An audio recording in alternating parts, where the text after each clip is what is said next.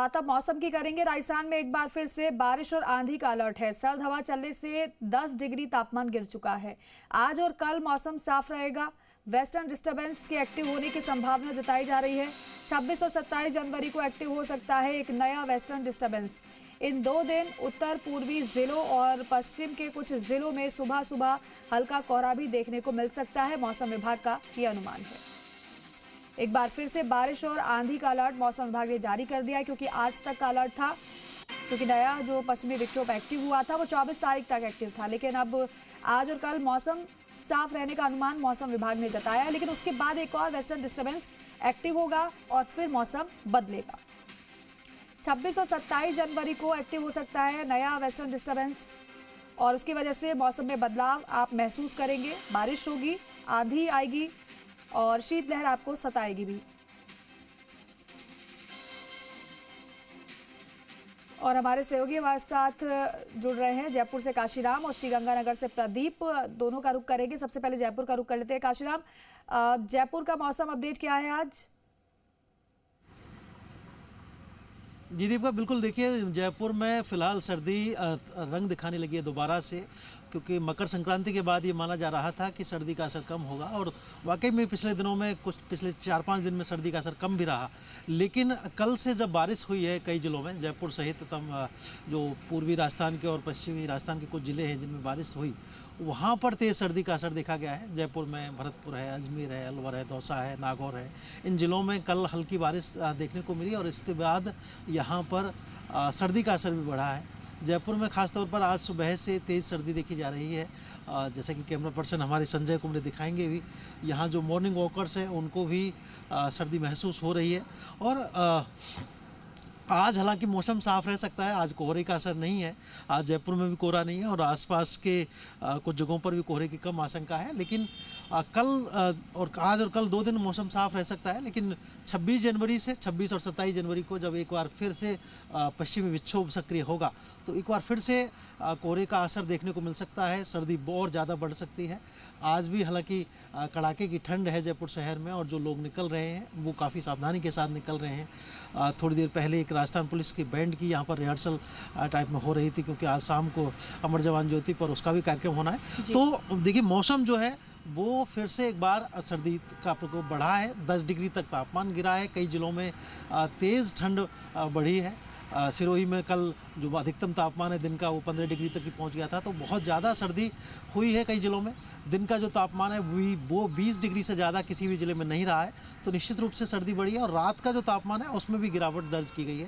तो जयपुर समेत जो तमाम ज़िले हैं उन सभी जगहों पर सर्दी का असर देखने को मिल रहा है। हालांकि जयपुर में कोहरे का असर नहीं है, लेकिन जो कुछ पूर्वी राजस्थान के इलाके हैं उनमें आज सुबह आंशिक रूप से कोहरा रह सकता है। ठीक है काशीराम, लौट रहे हैं आपके पास। श्रीगंगानगर का रुख कर लेते हैं। प्रदीप हमारे सहयोगी वहां से जुड़े हुए हैं। प्रदीप, श्रीगंगानगर में मौसम कैसा है?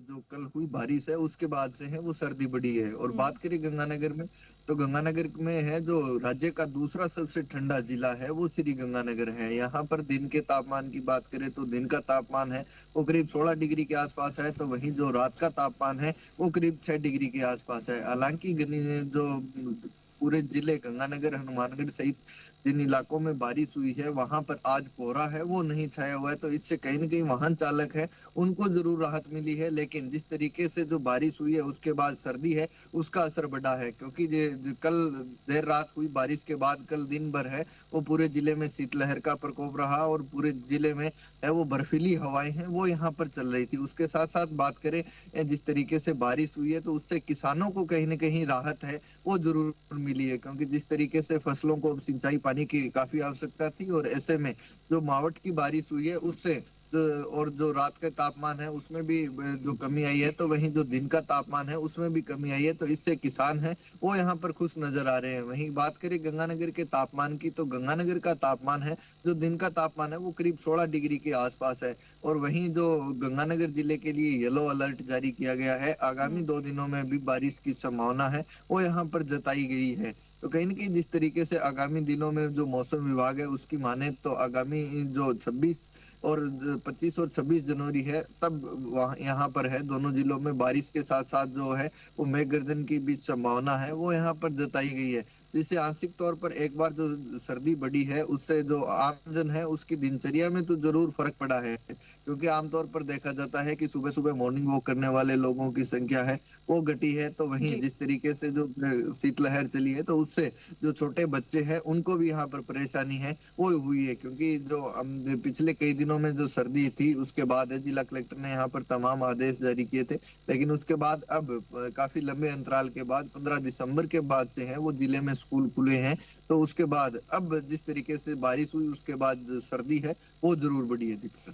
ठीक है, क्योंकि सर्दी है अभी बढ़ी है, अभी कोई राहत नहीं है, लेकिन काशीराम 2 दिन बेशक मौसम विभाग का अनुमान ये है कि साफ रहेगा मौसम, लेकिन फिर उसके बाद एक और पश्चिमी विक्षोभ एक्टिव होने का अनुमान भी मौसम विभाग जता रहा है, यानी कि है कि अभी 27 तारीख तक तो कोई राहत नहीं मिलेगी सर्दी से। अगर लोग ये सोच रहे हो कि बसंत पंचमी के बाद थोड़ी राहत मिल जाए सर्दी से, तो ऐसा तो नहीं होने वाला फिलहाल। बिल्कुल दीपिका, आपने ठीक कहा। देखिए, अभी 26 और 27 जनवरी को मौसम विभाग ने एक और पश्चिमी विक्षोभ सक्रिय होने की आशंका जताई है और ऐसे में इस दौरान हल्की बूंदाबांदी हो सकती है, कई जगह तेज़ बारिश भी हो सकती है और कोहरे का असर भी रह सकता है। तो इस तरह से जो सर्दी का जो प्रकोप है, जो कहें हम शीतलहर जो चल रही है उसका असर रह सकता है। और जैसा कि प्रदीप ने बताया भी कि कई जिलों में कल जब बारिश हुई तो उससे किसानों के लिए निश्चित रूप से राहत मिली है। मावठ जो होती है सर्दियों में, और जब चूँकि सिंचाई का समय रहता है, चाहे वो गेहूं की फसल हो और या सरसों की फसल हो, राजस्थान के पूर्वी जिले हों, चाहे गंगानगर हो, चाहे ये राजस्थान के पूर्वी जिले जो हों जिनमें अलवर भरतपुर है, इन सभी जगहों पर, जयपुर समेत तमाम जगहों पर सरसों की फसल बहुत महत्वपूर्ण रहती है और इस दौरान उसमें सिंचाई की ज़रूरत रहती है। तो ऐसे में अगर बारिश हो जाती है तो वो किसानों के लिए काफ़ी राहत मिलती है, उससे एक उनकी जो फसल की सिंचाई है वो बच जाती है और ऐसा कई जिलों में देखने को मिला है और उन तमाम जिलों में किसानों के लिए खुशी आई है और साथ ही गेहूं की फसल में भी ये बारिश फायदेमंद रही है। ऐसा कोई नुकसान की आशंका किसी भी जिले में नहीं है कि किसी फसल में नुकसान की आशंका रही हो, तो वो एक राहत रही, अच्छी बात रही है कल की बारिश से। और अगर 26 और 27 को फिर से एक बार अगर पश्चिम विक्षोभ इसी तरह से सक्रिय रहता है और कुछ और जिलों में बारिश हो सकती है तो किसानों के लिए अच्छी खबर रहेगी। लेकिन जो सर्दी का असर है वो अभी बरकरार रहने की संभावना है। स्कूली बच्चों के लिए परेशानी बनी रहेगी अभी, क्योंकि सुबह सुबह जब वो निकलते हैं और तेज़ सर्दी होती है उस दौरान उनके लिए थोड़ी दिक्कत रहती है।